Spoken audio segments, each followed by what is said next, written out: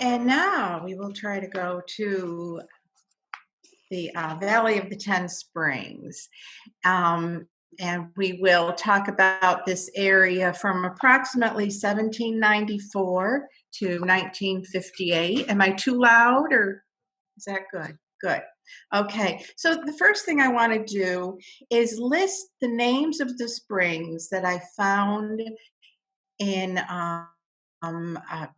Grace Swanner's book, Dr. Swanner's book, and in other places. And they are the Excelsior, the Union Spring, also called the Jackson Spring, the Taylor Washington Spring, Taylor's Alexander Spring, Brook Spring, Minnehaha Spring, Eureka Spring, Lithia Spring, and the WhiteSulfur Spring. Now, if you count those, you come up with 9. So let's see what happens as we go along the path to see if perhaps we can find one more spring. I would like to thank Lori Weiss and the Saratoga Springs Public Library for inviting me here today.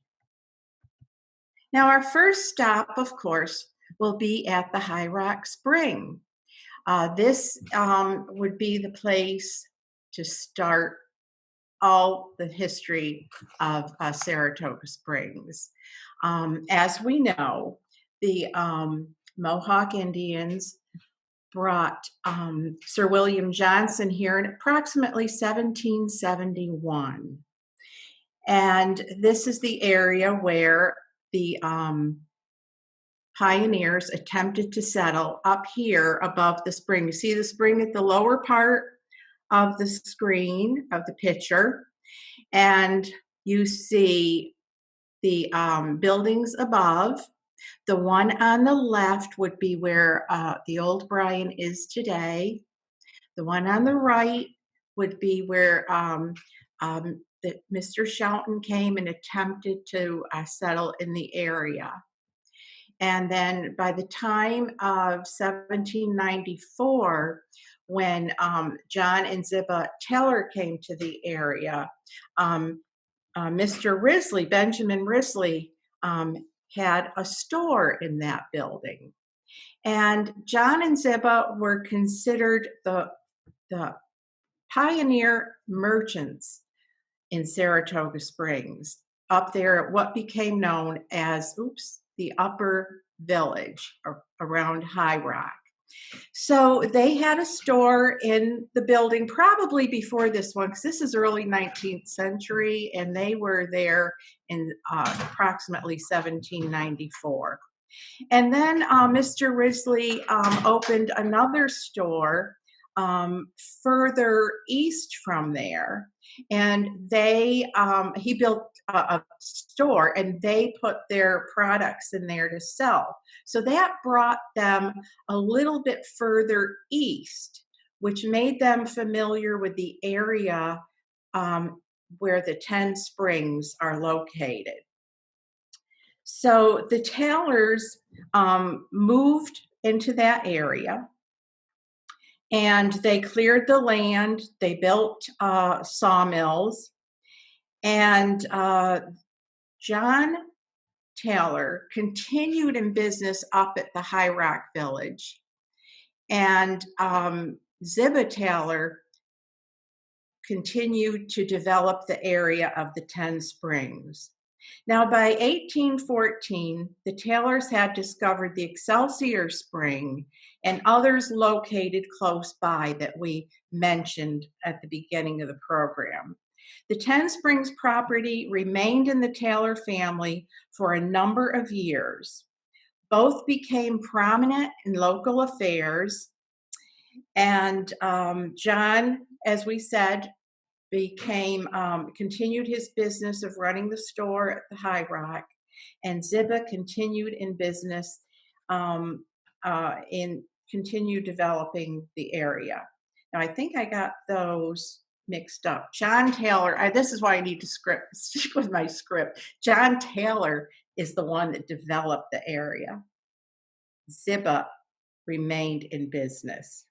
Now, the next photo is called the Mansion House. Now, this was run by Raymond Taylor in 1820. And anything that I have read does not connect him with John and Ziba Taylor, but it's likely that they were connected, probably in the same family. So he maintained a fine summer hotel and bathhouse at the 10 Springs in this building called the Mansion House for families that were seeking a quieter stay, surrounded by the grand old trees and beautiful lawn of the 10 Springs area. Now, Henry H. Lawrence in 1858 purchased some 25 acres in the valley, which included the Excelsior Spring. In 1859, he retubed the spring in the most thorough manner, allowing the water to retain its original purity and strength. The bottled water was sold worldwide. All of the Excelsior Spring bottles were manufactured by the Congress and Empire Glass Works. And that glass works was appropriately, it was located on Congress Avenue near Empire Avenue. Now here's a very nice ad for the Excelsior and Union Springs. This it will remind us that in about 1865, Carolyn W. Lawrence, the daughter of Henry Lawrence, took over as proprietor of Excelsior Springs. She was an inventor. She devised and improved a method of bottling the waters, retaining the carbonic acid which exists in the water naturally. Caroline invented the patented reservoirs.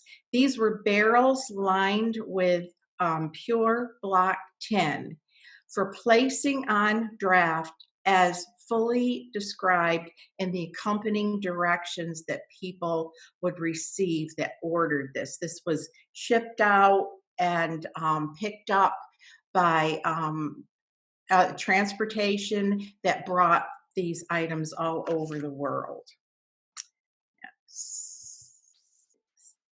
Now, here is a map. By 1871, Carolyn's brother, A.R. Lawrence, took over the management of the enterprise. Lawrence included the Mansion House, which we saw earlier, and renamed it the Excelsior Summer Hotel. And he called the lake that we know as a Loughberry Lake, he called that Excelsior Lake. And this map is part of a promotional brochure that is dated 1873 that included proposed lots along the shore of the Excelsior Hotel, where they were planning to build very tasteful cottages. Unfortunately, most of this plan did not become reality.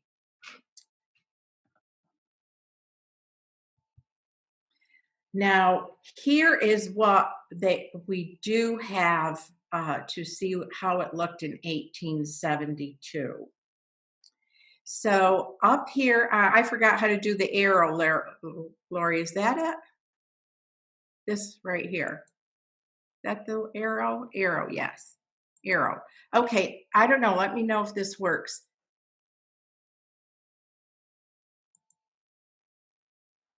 Okay, need to go back. Okay. So, yes, we can see it. Okay, so this is the house that was built for Sara Frances Smiley. And she was a Quaker preacher and author. Her house, I will show you in the next photo, which you've already had a peek at, still exists. So that was her house. That's the only one that we are sure existed. Then next, in the front of the building of the photo, you see this building, the Excelsior Spring house. This is the Excelsior Spring Pavilion, which we will see again later on. Up here was another building that could have been part of the development, but I don't have the information on what it is. Over here is the mansion house that was built in 1820 that then became the Excelsior Hotel. And then over here on the far right is the building that still exists that was the Lawrence family's home for all these Lawrences that operated the springs. That building still exists and it overlooks the spring. And you can see it when you drive down Excelsior Avenue. You can see that house there, and then you would turn left and to head up to the arterial. Okay, so that is Excelsior Park engraving. And I've cited where I've got most of my images, and then at the end I have a list of references if anyone would like a copy of that. Okay, now as I said, one of these homes, these cottages still exist that Sarah Frances Smiley, the Quaker preacher and author, lived in.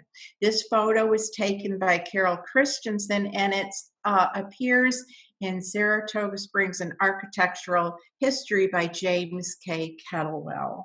And let me tell you a little bit more about Sarah Frances Smile, that we were so graced by her presence. This cottage still exists. It's located on Excelsior Avenue, and we know it today. It's called the Brackett Cottage. So Sara lived from 1830 to 1917.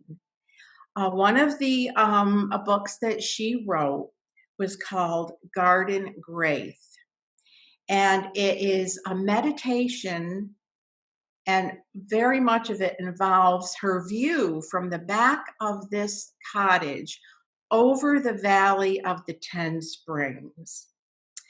And she talks about the brook that runs through there, the brook that has many names. Today we call it Spring Run. It's been called the Loughberry Creek Village Brook. Today we call it Spring Run. She talks about the brook, the trees, the birds, and the healing springs.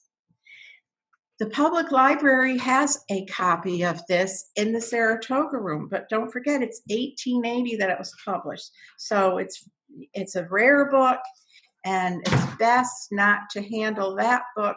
So if you want to read this, just go to Google Books and put in the information, Sarah Frances Smiley, Garden Graith, Graith, and you can read the book. It's a 195 pages, and it's a lovely book to read.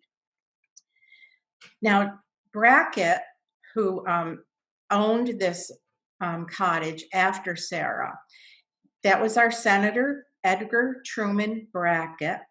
He lived there for many years, and he's responsible for so many things in Saratoga Springs, to bringing to town so many things.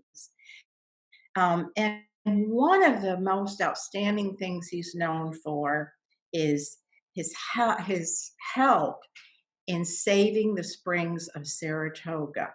So it's very appropriate that he lived in that cottage. Now, here is a photo of the Fitchburg Railroad going through Excelsior Spring Park in 1894. And behind the train, you can see the Excelsior Spring Pavilion. You can see the roadway over what is today the walking path, which is built right on this where the railroad tracks were. So let me tell you a little history behind this railroad. Cornelius Durkee, in his reminiscence of Saratoga Springs, wrote on May 18th, 1881, the first locomotive arrived for use on the Saratoga Lake Railway. A promotion ad in the Saratoga Journal in 1882 suggested that one could buy a ticket and take a seat on one of the pleasant cars of the Saratoga Lake Railway, which was before the Fitchburg, and ride out to the Excelsior Springs and get out at the station there. And also, when these trains were going through, whether it was the Saratoga Lake Railway or the Fitchburg or later ones, they would stop and pick up the bottled waters and take them along. The Fitchburg Railroad would eventually connect in Mechanicville and get you over to Boston. And it would be great if we could do that today. Okay, so everyone must be familiar with this. If you've been to the racetrack, you've been to the Big Red Spring. And this is the Pavilion from the Excelsior Spring. And Milford Lester donated it. He was the last owner of the Excelsior Spring area, and he donated it to the track. And the historic marker on it tells you, it was erected in 1859 out at the Excelsior Spring Park, and in 1975 it was moved to the racetrack. And it's a wonderful place to visit when the track opens again. Okay. Here is an image of Eureka Mineral Springs. So as that train moves further east, its next stop would be the Eureka Spring Park. So let's talk about that. Eureka Spring was discovered in 1866. First owned by James Stewart, it quickly passed to Anthony Diet, a lawyer from New York City who began a program to popularize the waters. He tubed the spring and cleared the area to develop a beautiful park on the 25 acres of the land that surrounded the spring. Here is a sketch that I found in the George S. Bolster collection at the Saratoga Springs History Museum. There's absolutely no information with it. This is not the original sketch. This is a photograph of the sketch. And the sketch has places named on it. It mentions Spring Avenue, Pine Grove, Horner Place, and Chestnut Grove. These must have been names of this property, perhaps before it became known as Eureka Park. I love the little vehicle there, and if someone could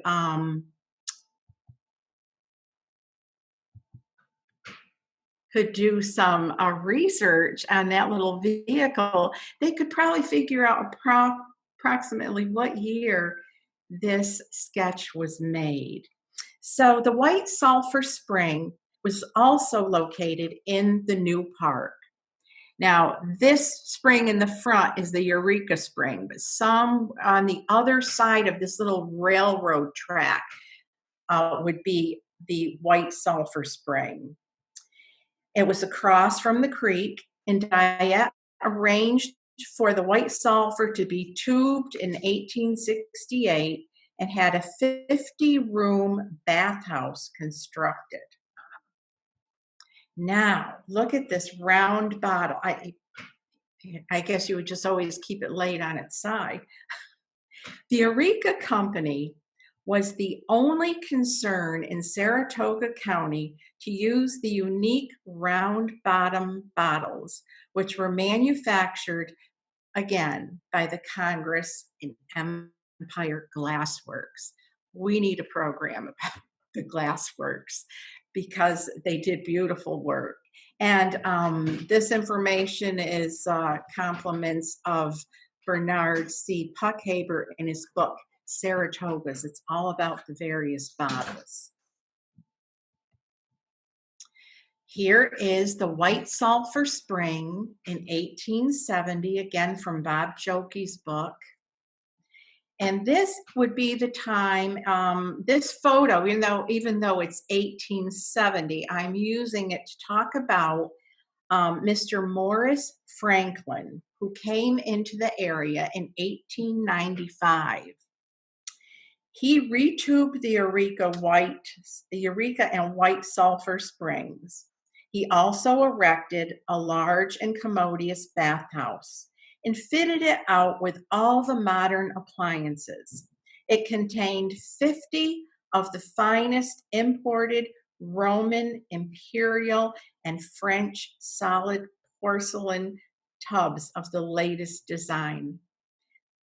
Patrons relaxed in luxurious waiting rooms for their massage treatments, spring water baths, and electric baths.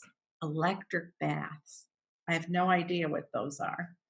Mr. Morris remained in business until 1904, and what I read was from his brochure. Beautiful descriptions.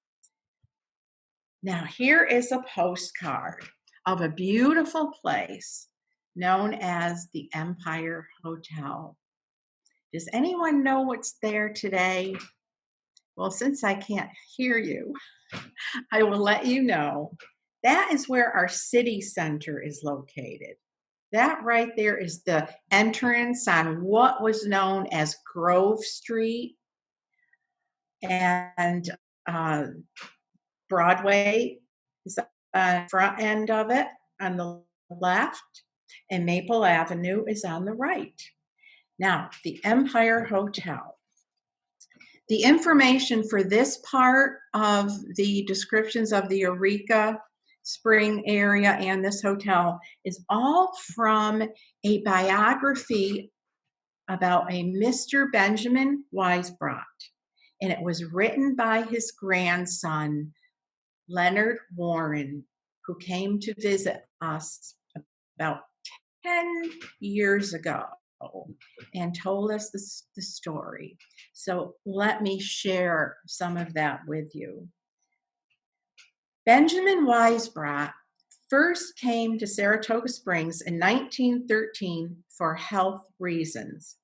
He felt considerably better after visiting here and wanted the same for others. His enthusiasm and his appreciation for the curative powers of the springs and spa treatments prompted him to purchase and operate the Empire Hotel at Maple Avenue and Grove Street. Weisbrod may have been the first to introduce significant improvements in a hotel catering to Jewish clientele in Saratoga Springs. Warren said his grandfather also featured many stars of the Yiddish stage to perform there. Now, Benjamin Weisbrod acquired the WhiteSulfur Baths Incorporated, located in Eureka Spring, from a Mr. William D. McNulty in November of 1926. Mr. Weisbrod would soon discover the mud on his property had a very unique quality. He watched as horsemen from the Saratoga racetrack would take buckets of this clay-like mud back to the barns and apply it to the legs of the racehorses to help swelling go down. Weisbrod then added to his spa accommodations mud baths and changed the name of his business to the Saratoga Sulphur and Mud Bath. Mr. Weisbrod was acclaimed the man who made community health his goal. Mr. Weisbrod was the proprietor of the Sulphur and Mud Baths until his passing. Now, also out here at Eureka Park, there is also another spring, and it's called the Lithia Spring because of its high content of lithium. Now, it is told that if you put a flame to the water coming out of the spring, you will get a blue flame ignite. And here is a picture of that happening. If you look very closely, this is a family photo. That's Leonard Warren on the left when he was just a young boy. And he's with other members of his family. And they are lighting the water from the Lithia Spring. And the flame is exploding there. Don't try this at home. This spring is no longer operating, but it's somewhere under the ground out there in the area of the Eureka Spring.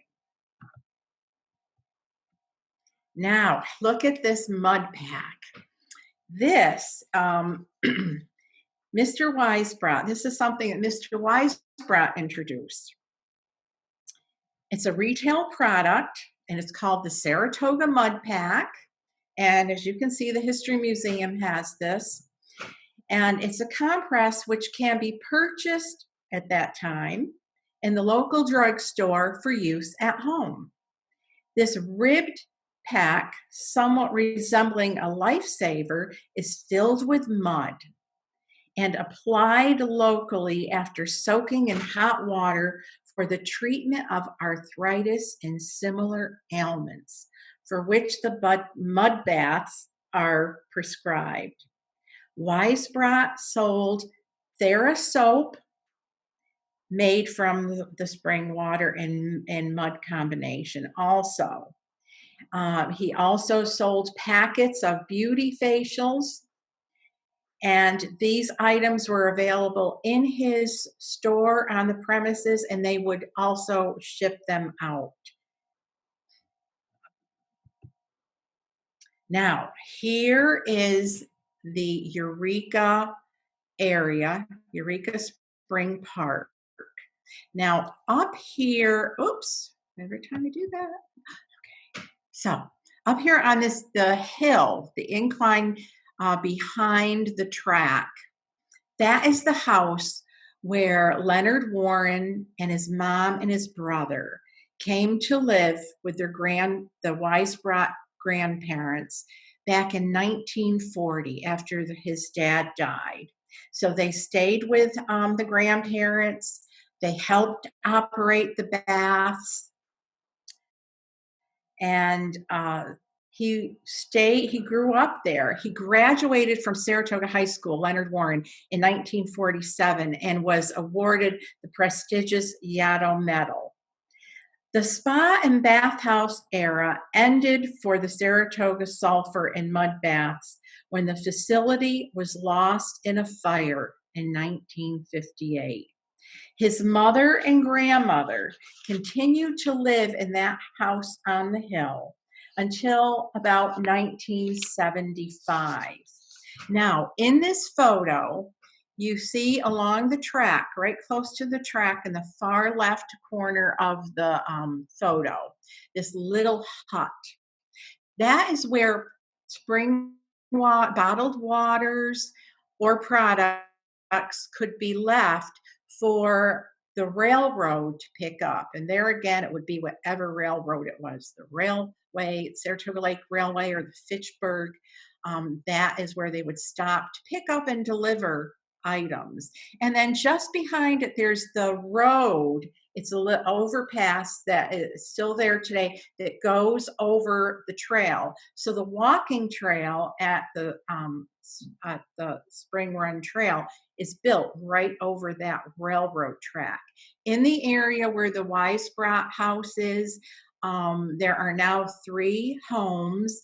And if you drive down Eureka Avenue to that area, there's a circle drive, and you drive in and you drive out. You are not allowed to park in the area and then explore the springs. You have to do that from the trail, and you cannot park in that area, just so that you know in advance about that. Okay, 22. Now we're going to review the railroad and how you would find the railroad in the city of Saratoga Springs, because many people are familiar with the history of the D&H Railroad, a much bigger railroad. But this small railroad is going to start at on Lake Avenue and Henry. So first of all, we're going to start with this poster that is from a private collection. And this speaks to the date of when the Saratoga Lake Railway started in 1882. And you could go to all places, Boston and east. I want to do that again. Okay, now here we are on Lake Avenue, and this is the Fitchburg Railroad Station is on your left, and you might remember it as being Walton's Sport Shop, and it's right next door to the Armory, which in this photograph, the Armory is referred to as the 22nd Regiment Army. This is on Lake Avenue. On the right is the Union Free School, which was the first high school in Saratoga Springs. When it burned and they rebuilt the high school, it would be where the Lake Avenue grade school is today. But I offer this photo so you can see the Fitchburg Railroad on the left. Okay. Now here is an interior shot of the railroad station. And this gentleman is perhaps the station master or the ticket seller.